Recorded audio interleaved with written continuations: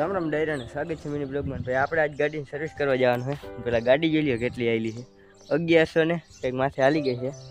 એટલી ગાડી હાલી ગઈ ને આજે આપણે સર્વિસ કરવા જવાનું. એમાં કંઈક જરાક મેટર થઈ ગઈ ને એટલે આટલી હાલી ગઈ ને આટલી હાલત નહીં. આપણે આમ રસ્તામાં આવો નજારો જોતા જોતા નીકળી ગયા ભાઈ જામનગર સાઈડ. ત્યાં તો વરસાદ કે મારે આવું હોય તો આપણે થોડી ના પડાય. તો આવી ગઈ રણજી સાગર પાયરન. રણજી સાગર તો આખું ભરાઈ ગયું હતું ને પછી આવી ગયું પેટ્રોલ પંપ એટલે પેટ્રોલ પુરાયું ને પેટ્રોલ કેટલાનું પુરાયું આપણે કાવાસાકી કોમેન્ટ કરી દેજો. इसकी गारंटी मैं नहीं दे सकता.